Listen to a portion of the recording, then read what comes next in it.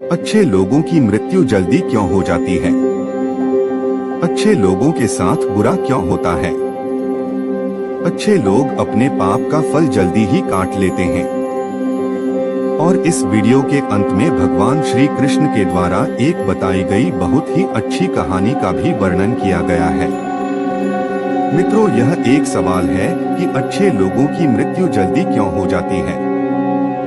अक्सर यह देखा जाता है कि अच्छे से और धर्म से चलने वाले लोगों की मृत्यु अक्सर जल्दी ही हो जाती है। शास्त्रों में तो बताया गया है कि कलयुग में लोगों की उम्र 30 साल ही रह जाएगी और कलयुग का अंत होते होते आपने यह भी सुना होगा कि भगवान अच्छे लोगों को जल्दी बुला लेते हैं। नमस्कार मित्रों, एक बार फिर स्वागत है आपका हमारे YouTube चैनल की बहुत ही ज्ञानवर्धक वीडियो में। दोस्तों, आप लोगों से एक रिक्वेस्ट है कि यदि आप अभी हमारे YouTube चैनल को सब्सक्राइब नहीं किया है तो चैनल को सब्सक्राइब करके घंटी बटन को प्रेस कर दे, ताकि हमारे चैनल के माध्यम से हर आने वाली वीडियो का नोटिफिकेशन सबसे पहले आप तक पहुंचे। तो दोस्तों, देरी न करते हुए वीडियो को शुरू करते हैं। मित्रों, यह फैसला तो भगवान ही करते हैं कि किसकी उम्र कितनी है। आप यह कहावत भी जरूर सुनेंगे कि जितनी चाबी भरी राम उतनी ही तमाशा करते हैं। दोस्तों, इस कहावत से साफ हो जाता है कि किसकी मृत्यु कब होती है, यह भगवान ही तय करते हैं। वैसे तो अच्छे लोगों की मौत जल्दी हो जाने के पीछे कई कारण होते हैं, लेकिन पहले कारण को समझने के लिए आपको यह जानना होगा कि हम जो कुछ भी इस जन्म में करते हैं उसका जवाब हमें ऊपर यमराज को देना होता है। यदि उसका पाप का पलड़ा भारी होता है तो उसे नरक में तपस्या काटनी पड़ती है, और यदि पुण्य का पलड़ा भारी हो तो उसे स्वर्ग का सुख मिलता है। और यही चक्र कई युगों तक चलता रहता है, जब तक उसे मोक्ष की प्राप्ति नहीं होगी। इस मृत्युलोक में हर कोई अपने छोटे से कम के लिए आता है। अच्छे लोगों की मृत्यु जल्दी क्यों हो जाती है? कोई आत्मा इंसान बनता है तो कोई जानवर के शरीर में प्रवेश करता है। ये उसके संबंधित कर्मों के आधार पर ही तय होता है। इसके अलावा उनके जन्म देने वाले माता पिता के संस्कार भी उनके अंदर आते हैं। इसके बाद वो जो कर्म करेगा उसके होश से उसे पुण्यात्मा या फिर दुरात्मा कहा जाता है। अब यही पुण्य आपकी मृत्यु की तारीख को भी बदल देते हैं। जिस तरह से एक जज जेल में रहने वाले कैदी के व्यवहार को देखकर उसकी सजा कम कर देता है, ठीक उसी तरह भगवान भी देखते हैं कि इंसान मौत में जाने के बाद अच्छा कर्म कर रहा है और उसे अपने किए की सजा मिली है। और जब उन्हें लगता है कि अब उसे मृत्यु लोक में नहीं रहना चाहिए, तब वह उसे बुला रहे हैं। अच्छे लोग अपने पाप का फल जल्दी ही काट लेते हैं। भगवान के विधान के अनुसार प्रत्येक व्यक्ति को केवल इतना ही दंड दिया जाना चाहिए जितना कि पाप किया जाता है। अब क्योंकि अच्छे लोगों के पाप कर्म बुरे लोगों के पाप कर्मों की तुलना में अधिक होते हैं, इसलिए अच्छे लोग अपने पापों का फल जल्दी ही कम लेते हैं। हिंदू धर्म की मान्यता है कि भगवान हर अच्छे व्यक्ति को किसी न किसी उद्देश्य के साथ मृत्यु लोक में मान्यता देते हैं और भगवान का अपना अवतार लक्ष्यों में शामिल होता है। इसीलिए जब वो उद्देश्य जल्दी हो जाते हैं तब भगवान उन्हें वापस बुला लेते हैं। अच्छे लोगों की मौत उनके अच्छे कर्मों पर ही लगातार करती है। इसके अलावा आपको ये भी बताते हैं कि जो लोग ये कहते हैं कि मरने के बाद इंसान खाली हाथ जाता है, उन्हें जान लेना चाहिए कि 3 चीजें ऐसी हैं जो मरने के बाद भी उनके साथ जाती हैं। एक है विशिष्ट कर्म, दूसरा है स्मृति और तीसरा है जागृत। इसीलिए अब आप किसी से ये मत कहना कि आप खाली हाथ आए थे और खाली हाथ छोड़ देंगे। मानव जीवन का उद्देश्य, इसकी वजह है मनुष्य में सत्य एवं असत्य का विवेकी हमारी बुद्धि का होना। लेकिन इस धरती पर हम दुनियादारी के चक्र में कुछ इस तरह फंस जाते हैं कि हमारी बौद्धिक सीमा में ही सिमटकर रह जाती है। हम सब कुछ अंतर्निहित सुखों को ही मानक सब कुछ मानते हैं। यही गलती हम कर जाते हैं क्योंकि इसके बावजूद कोई भी व्यक्ति यह दावा नहीं करता कि वह पूरी तरह से सुखी है। सच्चाई यह है कि हमें सामान्य मानव जीवन के उद्देश्य का पर्दाफाश करने के लिए निरंतर प्रयास करते रहना चाहिए। यह सच है कि आपके और आपके परिवार के भरण पोषण की जिम्मेदारी हमारी है और हमें इसे हर हाल में निभाना चाहिए। लेकिन क्या आप यह समझ पाते हैं कि आप कितने दिनों तक या कितने सालों तक इस जगत में बने रहते हैं और आपकी मंजिल बन जाती है? तो इन कार्ड के उत्तर में ज्यादातर लोग यही कहते हैं कि पता नहीं, ऐसे लोग बड़े ही अजीब होते हैं। वो यात्रा तो कर रहे हैं पर यात्रा के संबंध में उन्हें कुछ जानकारी नहीं होती। क्या आपने कभी एकांत में यह सोचा है कि आपका यह मानव जीवन क्यों मिला है? तो दोस्तों, महाभारत में युधिष्ठिर महाराज के एक प्रश्न के उत्तर में भीष्म पितामह ने कहा था कि किसी से बढ़कर कोई भी जीव नहीं है। आपको यह जानकर आश्चर्य होगा कि 84 लाख योनियों के बाद हम मनुष्य जीवन से मिलते हैं और संसार के सभी प्राणियों में मनुष्य ही सबसे श्रेष्ठ है। मित्रों, धर्म कोई सा भी क्यों ना हो, हर किसी में यही बताया गया है कि जिसने इस धरती पर जन्म लिया है उसकी मृत्यु निश्चित है। और अगर बात सनातन धर्म की करें तो इसकी एक मान्यता के अनुसार बच्चे के जन्म की छठी रात ही ब्रह्मा जी उसकी किस्मत लिख देते हैं, जिसमें उसके आने वाले कल जैसे विवाह, पढ़ाई, नौकरी, यहाँ तक कि मृत्यु की तारीख तक शामिल होती है। इसी तरह दोस्तों, श्रीमद् भगवद गीता में भी भगवान श्री कृष्ण कहते हैं कि ये एक आध्यात्मिक और ईश्वरीय जीवन का पद है जिसे प्राप्त करके मनुष्य मोहित नहीं होता। यदि किसी जीवन के अंतिम समय में भी इस तरह की स्थिति में हो तो वह भगवत धाम में प्रवेश करता है। मनुष्य कृष्ण भावनामृत या दिव्य जीवन को एक क्षण में तुरंत प्राप्त कर सकता है और हो सकता है कि उसके लाखों जन्मों के बाद भी यह प्राप्त न हो। दोस्तों, यह तो सच को समझने और स्वीकार करने की बात है। भगवत गीता कहती है कि वास्तविक जीवन शुरू किया गया यह उद्यम जीवन के साथ होता है। दोस्तों, इन बातों से यह तो स्पष्ट होता है कि हम सभी एक निश्चित समय के लिए पृथ्वी पर रहने वाले सभी लोग आते हैं और कुछ विशेष कर्मों को करने के लिए आते हैं। जब हमारे कर्म पूरे हो जाते हैं और इस जीवन के लक्ष्य प्राप्त हो जाते हैं तो प्रभु हमें परलोक में एक सहज स्थान प्रदान करते हैं। भगवान कृष्ण और अन्य कहते हैं कि वास्तविक जीवन तब शुरू होता है जब यह भौतिक जीवन समाप्त हो जाता है। मित्रों, जो लोग सदाचारी होते हैं और जीवन में अच्छे कर्म किए होते हैं वे वास्तव में विशेष होते हैं। जब उनकी मृत्यु का समय निश्चित हो जाता है तो दोस्तों वे इस दुनिया को छोड़कर आगे की यात्रा जारी रखते हैं। अच्छे लोगों के साथ बुरा क्यों होता है? मित्रों, आपने देखा होगा कि पूजा पाठ और धर्म कर्म करने वाले लोगों की जिंदगी बुरे कर्म करने वालों की तुलना में काफी कठिन है। आपने यह निश्चित रूप से सोचा होगा, तो आप इसके रहस्य कथनों को खोलेंगे। आपके पुराणों में वर्णित एक कथा असंख्य है जिसके माध्यम से आप समझेंगे कि प्रत्येक प्राणी को उसके कर्म के अनुसार ही फल मिलता है। अगर कोई अच्छा कर्म करता है तो उसे अच्छा फल मिलता है और अगर कोई बुरा कर्म करता है तो उससे दुख मिलता है। श्री कृष्ण ने कहा कि एक गांव में 2 आदमी काम कर रहे थे। उनमें से एक बड़ा ही धार्मिक था और रोज मंदिर जाता था और भगवान की पूजा करता था। लेकिन दूसरा आदमी नास्तिक था और वह भी रोज मंदिर गया था और वहां से उसने जूते, चप्पल और दाल पत्ती से पैसे चुरा लिए थे। एक दिन उस गांव में बहुत जोर की बारिश हो रही थी और उस समय मंदिर में पुजारी के अलावा और कोई नहीं था। नास्तिक वाला मंदिर गया और उसने तुरंत ही सारा धन चुरा लिया और वहां से चला गया। उसी समय आस्तिक वाला आदमी भी मंदिर गया और भगवान की पूजा करने लगा। उसी समय मंदिर के पुजारी ने उसे देख लिया और उसे ही चोर समझ लिया। गांव के बाकी लोग भी आ गए और बचकर निकल गए। रास्ते में वह एक बार टकराया और घायल हो गया।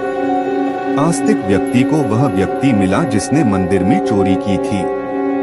करोड़ों कल्प जाने पर भी पाप कर्म का बिना भोगे नाश नहीं होता।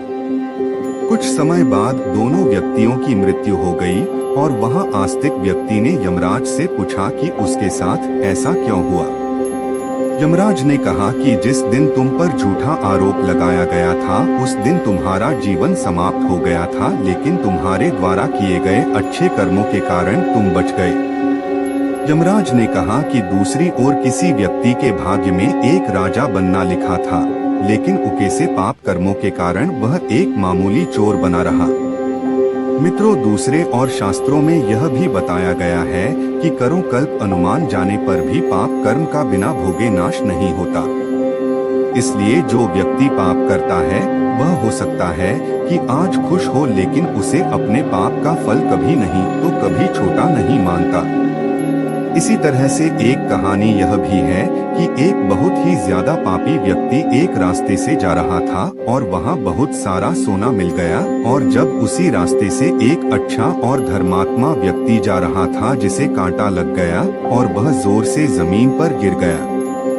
वहां के कुछ लोगों ने सोचा कि यह तो बड़ा गलत हो गया, और फिर वे दोनों आदमियों का चक्कर ले गए एक पंडित को दिखाई दिए।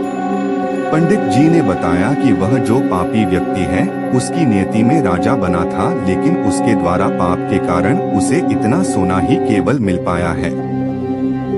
दूसरी ओर भले ही किसी भी धर्मात्मा के जीवन का आज आखिरी दिन था, लेकिन उसके द्वारा अच्छे कर्म किए गए, क्योंकि उसे केवल एक कांटा ही लगा और वह बच गया। क्या अच्छे कर्म करके बुरे कर्मों के फल से बचा जा सकता है? शास्त्रों में बताया गया है कि व्यक्ति को अपने अच्छे और बुरे कर्मों के फल अवश्य ही पड़ने वाले होते हैं। अच्छा कर्म करने से अच्छा फल मिलता है और बुरा कर्म करने से बुरा फल मिलता है। हमें अच्छे और बुरे दोनों कर्मों के फल भोगने वाले हैं। भगवत गीता में भगवान श्री कृष्ण कहते हैं कि कर्म की गति आसान नहीं है। इसका मतलब यह है कि यह फाइल बड़ी मुश्किल है कि हम में से कौन जन्म से कर्म करेगा और कौन जन्म में हमें उसका फल मिलेगा। हो सकता है जिस पाप के कारण आज आपके साथ बहुत बुरा हुआ कि आपने हजारों जन्म पहले किए हो। इसके अलावा हो सकता है कि आपने कोई पाप अनजाने में किया हो जिसके बारे में आपको कुछ पता ही न हो। क्या धोखे से सबसे नए पाप कर्म का फल मिलता है? कर्म का सिद्धांत अचूक है। यदि आप कोई गलत कर्म करते हैं तो आपको उसका फल अवश्य मिलता है, चाहे आप उसे जानबूझकर या अनजाने में। शास्त्रों में एक बहुत ही अच्छा उदाहरण देखने को मिलता है, जो यह है कि अगर आप अनजाने में छुए तब भी आपका हाथ तो जलेगा ही। शास्त्रों में ऐसी कई कहानियां इसी तरह से होती हैं कि अनजाने में पाप का फल भी लोगों को मिल जाता है। एक कहानी है पांडवों के पिता महाराज पांडु की, जिन्होंने एक हिरण को तीर मार दिया। वे उस समय नहीं जानते थे कि एक ऋषि ने हिरण का रूप धारण किया था और ऋषि ने उन्हें श्राप दिया था, जिसके कारण आगे चलकर उनकी मृत्यु हो गई।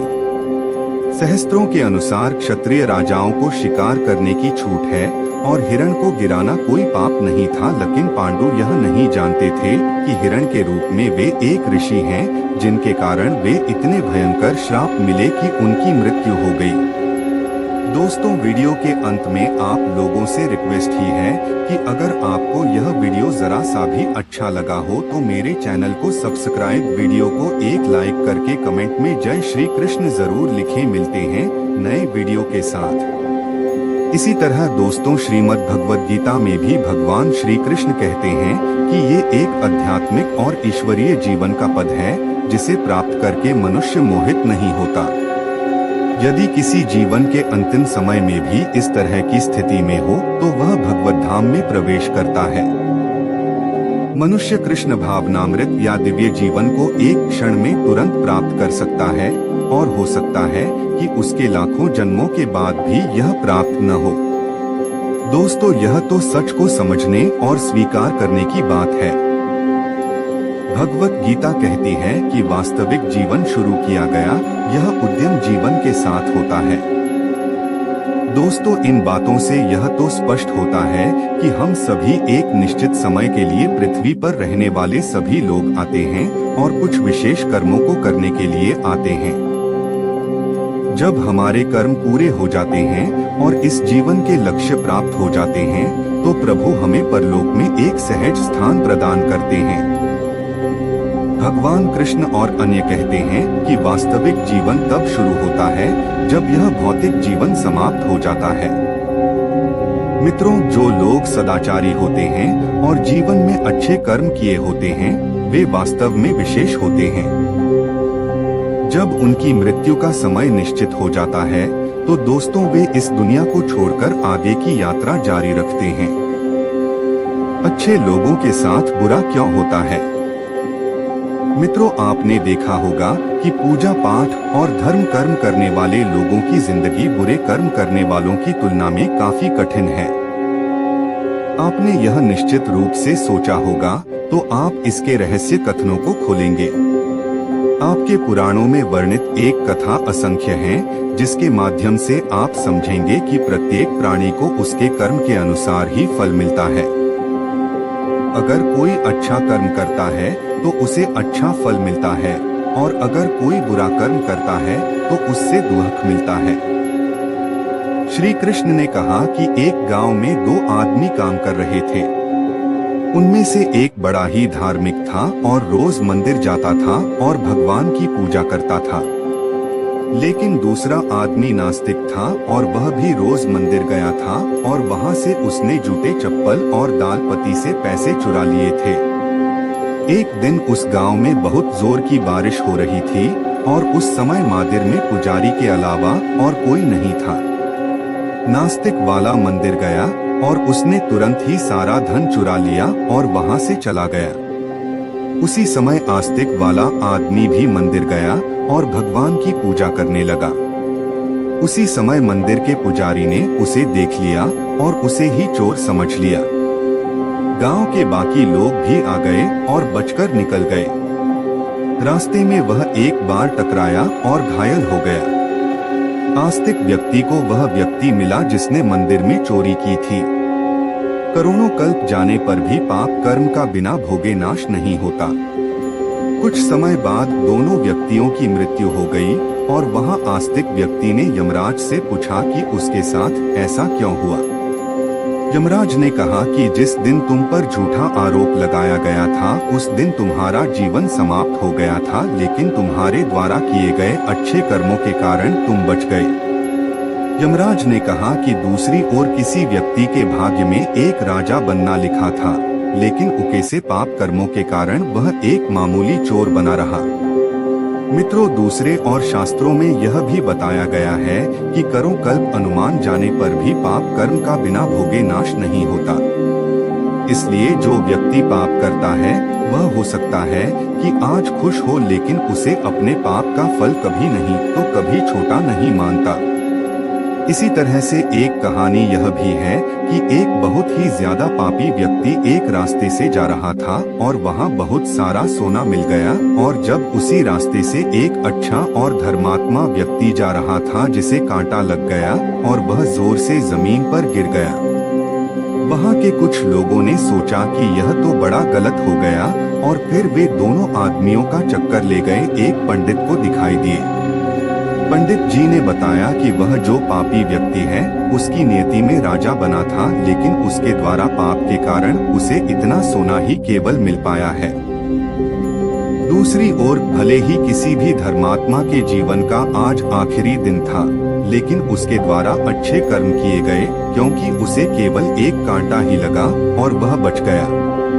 क्या अच्छे कर्म करके बुरे कर्मों के फल से बचा जा सकता है?